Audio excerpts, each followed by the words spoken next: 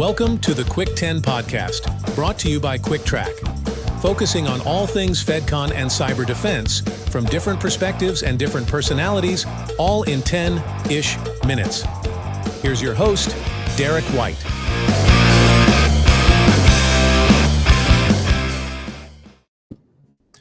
All right, everybody, welcome back. We are off to a new start, 2025. This is Season 2, Episode 1 of the Cuick 10 podcast, and we are starting off with a banger topic today as a little bit of an emergency podcast regarding a very big topic, the FAR CUI Rule update. And today I am joined by George Perezdiaz, the Director of Advisory Services on our team here at Beryllium and Cuick Trac. George, how are you doing so far in 2025? It's been a year already, isn't it? We are only 17 days in it, and there's a lot going on, so it's going to be a good one. Well, that's good. We took some much needed time off between the end of Season 1 before we kicked off Season 2, and Episode 1 is not the Episode 1 that we were planning on. So this is good, and we will be doing these throughout 2025 as significant and sizable updates and other topics do present themselves. We will be doing emergency podcasts with people from our team. And in this case, we've got the almighty George. Oh, wow. So I didn't call you a special guest like I did last time, and then you made fun of me. So it worked out. It's good. And you know why I like it? Because I can actually put that on a t-shirt. You don't know this, but we have t-shirts now that say, I am the almighty George. They're on sale for, I'm just kidding. Yes, no, this is good. This is good. A good topic to get into, and we will keep this brief. It's a podcast that is meant to be short and sweet. More details can be found with supporting items like blogs and potential webinars that we'll be doing on certain topics this year that we will invite you to and suggest you want more details, you can get them, but you can always reach out to our team at cuicktrac.com and also through our social channels. But more importantly, if you want to keep up with the podcast, then go to your favorite podcast platform, YouTube as well, and subscribe, follow along. Should be a pretty exciting year for 2025. So let's get into the topic right now. We're going to talk about a couple questions that I have that I don't think you've heard me ask yet. So good luck. And then the other part is I know you have some things that you said you want to make sure that we address. So thank you for providing some of that.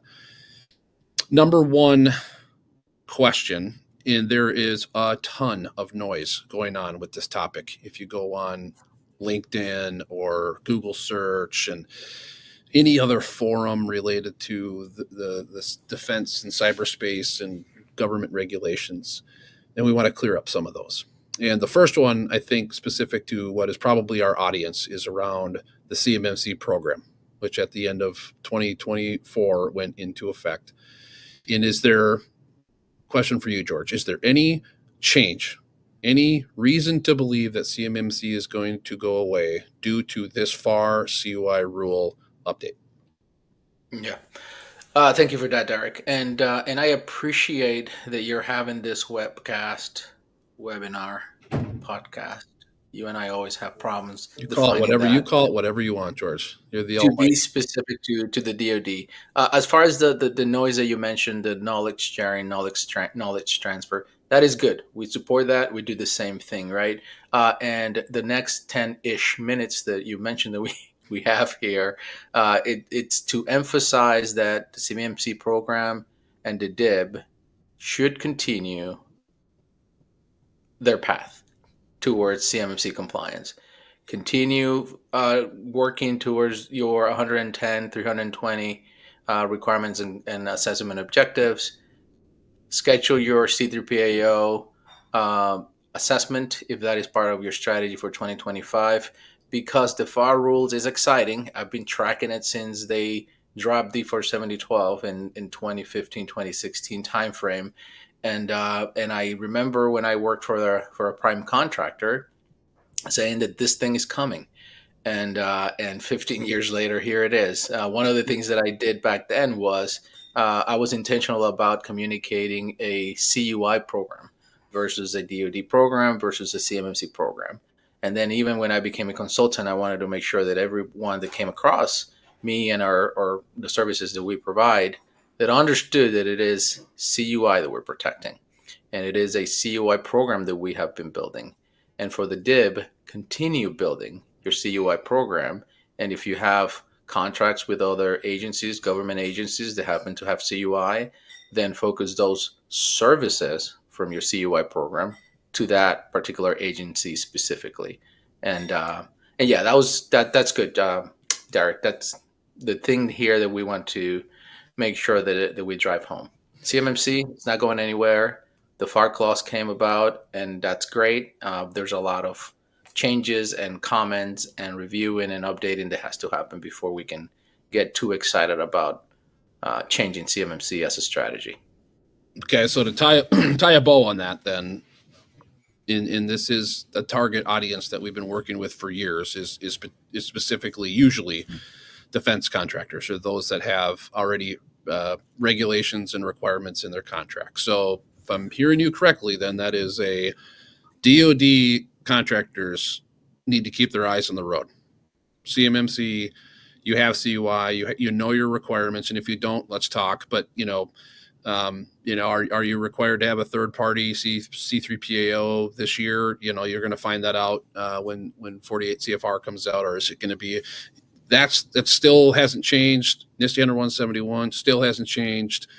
That as what needs to be implemented. So all federal, yeah, there's changes coming. This is going to expand, and there will be definitely a learning curve. Unfortunately, and to your point, hopefully not for everybody, because it's been pretty clear that this is coming. But for now, message be clear. DoD contractors, those that are working with the DoD as a contractor, subcontractor, needs to stay focused on what you've been focused on and get there and finish it up. Yeah, and if I may, Derek, one of the things that you can look into the FAR CUI clause and now CUI rule is who's sponsoring it, right? Mm-hmm. It's the DoD, GSA, and and NASA. Mm-hmm. The DoD is not going to contradict themselves. They have worked for too long, too hard to get to where we are, to get to where the CMMC program is today. For them to sponsor this proposed rule just to say, you know what, let's start over. You know what I mean? It is highly unlikely that we'll see drastic changes. Yeah, there's some languages here and there and some nomenclature that can make someone nervous. But at the end of the day, we're protecting CUI. We're protecting CUI with NIST 171. And they even went as far as calling out Revision 2, which tells you it's the DoD. They didn't say the NIST 171 publication that is, the most frequent or the latest version. No, they were intentional to call it Revision 2. That's another indicator that very little will change. Mm-hmm. Good point. That's a great point. You mentioned when we were catching up internally here about one of the things that you've been paying attention to throughout all of these regulation changes. And I'm not going to step on your touchdown dance here and steal your thunder, but I think it's a really good definition that you highlighted earlier. Can you talk a little bit about that? Yeah, absolutely. Like I mentioned, I was part of a team that owned the NIST 171 implementation problem with a prime contractor. And as you know, when we help other organizations, their problem is our problem, their opportunity is our opportunity, and to help them win. One of the things that I kept track on, and I wanted to see if it changes, is the term or the definition of adequate security. Because at the end of the day, when the publications come out, regulations come out, they always have a definitions portion of it. That's generally where you want to go to see what are the new terms that have been introduced. CMMC, 32 CFR did that really well. And what are the definitions that they're using to define and provide some flavor to those definitions. Adequate security in the CUI rule, it's a little different, but it's the same. It's focused on protecting the information from harm, unauthorized disclosure, change, destruction, modification, etc. And when you look at it even further, adequate security equals this rule, this publication, etc., and at the end of the day, it turns into protect CUI with NIST 10171. If and when you're using a cloud service provider, ensure that that cloud service provider is FedRAMP moderate. Well, it doesn't say equivalent just yet, but FedRAMP moderate's in there with some attributes that says it's the same thing that the DoD has been trying to do. You And meet the if requirements. Yep. things go badly, or if you have indicators of compromise, report quickly. And that's one that probably will change. And you want to switch gears and talk about that? Yeah, that was the last item on the list. Is there's a lot of 8 hours, quote 8 hours within this this rule. So that's aggressive in some cases if you to expand that across all contractors, because 8 hours is not a lot of time. However, critical, because this has been a message that's been loud and clear for years now, is when data goes missing and it's sensitive, it's not just a matter of, oh yeah, we got it, we figured it out. It's what happened, what did you do to stop it, and what are you doing moving forward so it doesn't happen again. I'm paraphrasing there, but that's, at the end of the day, that's what the DoD expects. Because if we don't know those things, then how can we ever say that we're protecting this data within the requirements? That's really the 7012 side of the requirements, I guess. So let's talk about that a little bit. What's your take? What's your feeling? Personal opinion, it's fine, but let's talk about the 8 hours. That you're going to see a lot of noise on. If you go look this up and you start looking through people's opinions, you're going to hear a lot of people throwing that down your throat. Talk a little bit about that. Yeah. So the 8 hours it's cute.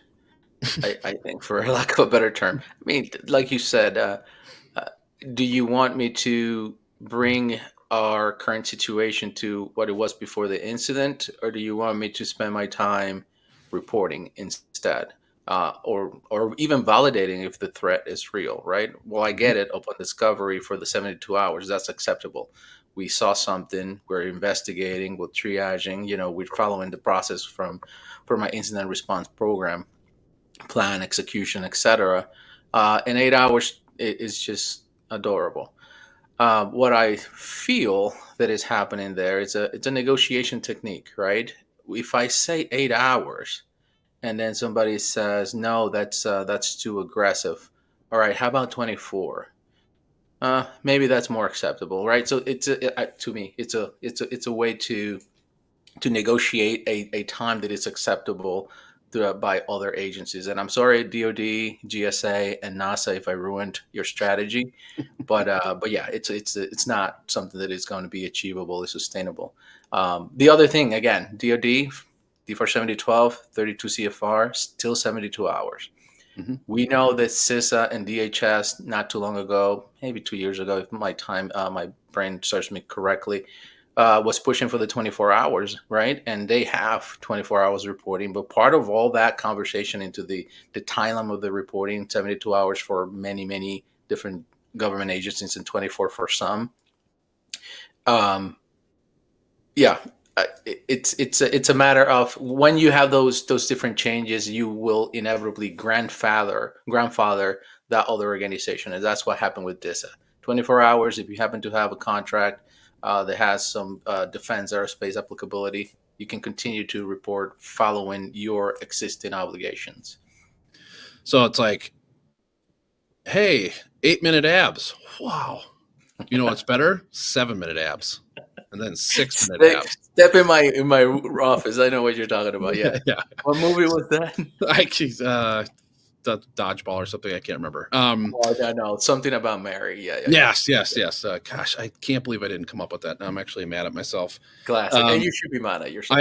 You're right. I should. It's early in the year and it's been a year. You already just built my disclaimer in, so thank you for that. If it's a Family Guy quote, I'll nail it. Everybody knows that now. So, and it will go over my head because that's 100%. Yeah, you should be mad at yourself for that. Okay. Yes. So this is good, and thank you for joining me kind of last minute on this. We wanted to get something out we get good feedback on this podcast. It's short, sweet, most of the time, 10-ish minutes, which we were close to. And whenever we do actually do one in under 10 minutes, then that person gets a prize. So surprise. Okay. Thank you, George. Again, as always, if this is something that's getting you to sit up straight and you want to know more, reach out. We're happy to answer the questions, talk through it with you, how it impacts you, and then talk about ways in which approaches you can take in different areas. But more importantly, we're going to have great guests on this year. If you missed episodes from season 1, check them out on our website. We have them all listed there in a library. We have all the episodes posted on YouTube and on Spotify and other platforms. And looking forward to it. Subscribe again. Thank you again for listening or watching. George, thank you. And we'll have you on again here soon with some of the upcoming hot topics of the year. Awesome. Thank you for having me. Cheers. Yep. See ya. Thank you for listening to this episode, and make sure to subscribe to the Cuick 10 podcast wherever you get your podcasts, and check us out on YouTube as well. For more information about Cuick Trac, visit our website at www.cuicktrac.com. That's CuickTrac.com.